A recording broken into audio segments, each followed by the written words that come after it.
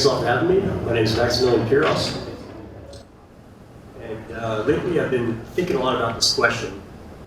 Can NFTs save artists from AI? Let me explain what I'm asking here. Generative AI has already taken opportunities from traditional artists. We've seen AI winning art contests, we've seen it designing book covers, and we've seen it creating stock photography. And I'm not suggesting that AI is going to automate all art, but we can definitively say that some opportunities are already being replaced by people using generative AI to get the same output. I'm not suggesting this is necessarily a bad thing. I mean, I'm actually quite excited about generative AI, but there's a few things that really bother me about it, of course, and one of them is this. Generative AI only exists thanks to the artists it's threatening to replace. This is because all AI starts with a training data set. If you'd like to create an AI that knows how to create something specific like art, you need to show a bunch of examples about that. And now you can study it and learn how to create it yourself. And you need quite a lot of examples, so usually we're talking millions of different parameters here. So you start with a training data set, and a lot of the most popular AI art generators out there, the way that they compile this data set is by scraping the web. So they went across sites like Google and just gathered a bunch of imagery, but they didn't ask permission in doing so. As a result, about millions of artists have their work ingested into these AI models without their consent, and now the AI can create work in their style. So in a way, you could say that the artists that are now being threatened to be replaced, in a way, help create the thing that's threatening to replace them. It's a bit ironic, of course, but it's actually all legal, at least at this point. There's lawsuits in motion, but at this point it's legal. It just doesn't seem super ethical, of course. So you gotta wonder, as an artist, how do you feel about this? And yeah, they're obviously not super excited, of course. I mean, this is like quite a big threat to their livelihood, and they feel taken advantage of it to some degree. So here's a few examples of popular artists kind of venting their frustration. And it's quite a threat to your career, of course, if all of a sudden you have a AI that can create art in your style within seconds, just the push of a button. So it's understandable artists aren't feeling super excited about generative AI in the same way that a lot of other people are. But hey, we're at an NFT conference, so the whole point of NFTs is they're supposed to help uplift artists and help them share the value that their work creates online. So of course, I'm wondering how are NFTs doing to help artists feel a little more stable during this moment of potential replacement. And well, unfortunately, the creator of NFTs isn't feeling super optimistic that they're helping. Neil Dash created the technology to try to help artists increase the control and the collectability of their work online, but he doesn't really feel like anything's quite going to plan.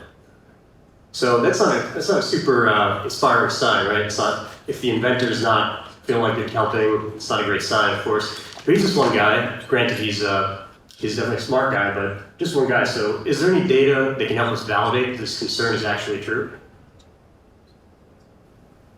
So here's some charts. On the left, we've got a measure of digital collectible sales over the past year. And that's obviously trending in completely opposite direction that we'd like it to. I mean, we're in a bear market, it's probably not news to anybody, we're all painfully aware of this fact, right? But then on the right, we've got this measure of generative AI searches on Google. So it's just a proxy for interest, and presumably usage is some function of that.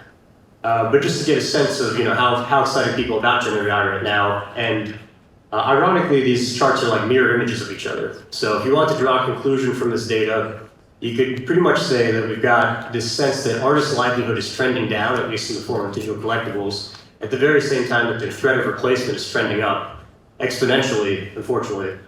So yeah, not a great conclusion you want to come to if you're a fan of supporting artists. And it doesn't seem like digital collectibles seem to be helping that much in combating this threat of replacement. So, with that said, like I said, I'm a huge fan of NFTs. I think it's a fascinating technology, but when I start to think about it honestly, I'm just not sure that the internet was built for digital scarcity. Digital collectibles, I'm not sure are the end-all solution of NFTs here. When I think about some of the foundational principles that the web was created on, for instance, stuff like information wants to be free, it just doesn't really feel like it fits into the ethos of digital scarcity.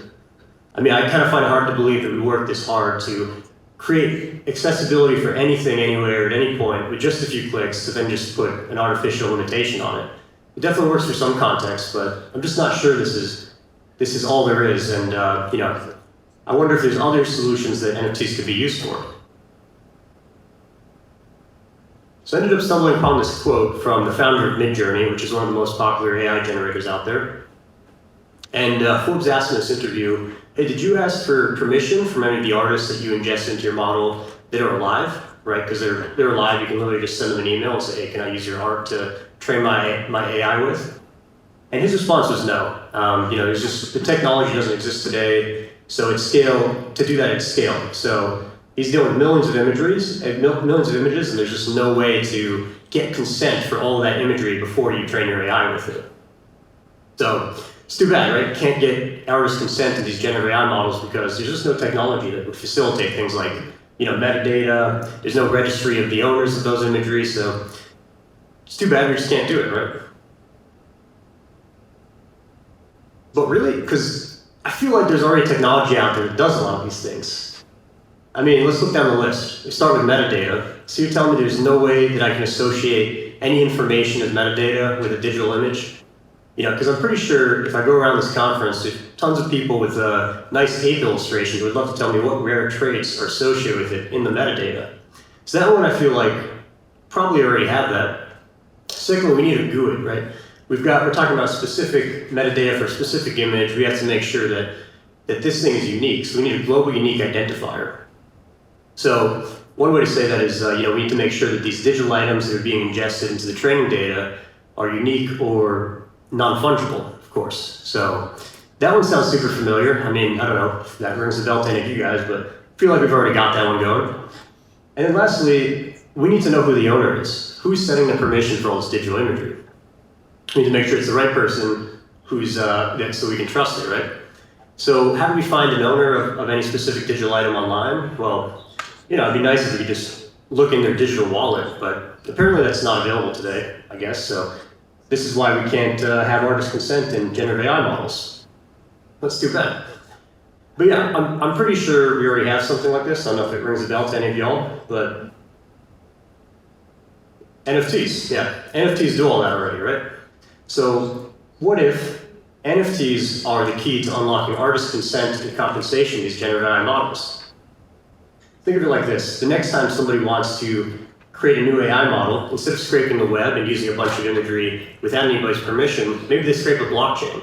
The metadata is added to the image, obviously, and there's permissions set within it. So you can get consent with any specific image by just reading the metadata. And it's got an owner already, so you know who set that metadata. It doesn't have to be the creator of that. It could be traded, obviously, and then maybe the permissions change based on the owner. And then if you want to take a step further, at some point these developers are going to want to monetize their models because, generative AI is pretty expensive. So you can't let those servers run forever. Right now they're running on VC funding, but at some point they're going to need another way to pay for that. So if you want to monetize these models without your Napster moment, well, maybe you could just get around that by distributing royalties to any of the contributing artists. So if you've contributed art to a model, and maybe there's some way to figure out how valuable that was to the resulting end product, which is going to be the generative AI. So that'd be pretty cool. And then what do you end up with? You get ethical generative AI. And of course, artists sharing in the value that they help create. But that to me sounds like the true promise of NFTs, after all. So that's just one idea. I mean, I'll be honest with you, there's some AI developers in the audience today, you're probably already whispering to the person next to you that this is not quite how it works. So technically, it's not this simple. You can't just throw in NFTs and solve this all overnight. But it's an idea. Obviously, you need some work before it becomes a reality. And maybe it's not the best idea out there. It's just one idea. But the main thing I'm trying to get across this presentation is that I think we can push NFTs beyond digital collectibles to unlock even greater potential. So it's just a thought starter. If you agree and you're interested in this type of stuff, feel free to keep the discussion going with me. Reach out to me on Twitter or find me after the conference, and I'd love to just put our heads together and try to figure out how we can use NFTs to unlock the world that artists actually deserve. Thank you very much.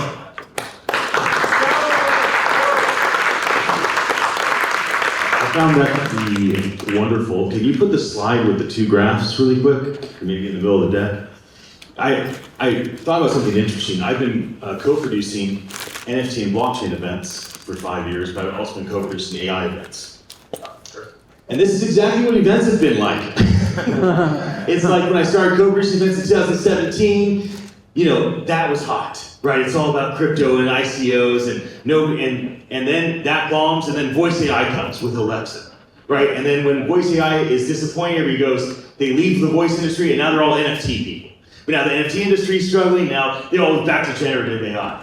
And I think there's something to be said for it's not about should we be in the Web3 world or should we be in the AI world? And I really would encourage you and your friends, and tell your friends the same thing, stop bouncing from industry to industry trying to be the new consultant, because it's kind of humiliating, honestly. And you're gonna look back at your life, or your friends will look back at your life, or you and the camera look back at your life and say, why the hell did I do that? I could have just been faithful to one industry through the ups and downs, or I could have been involved with both.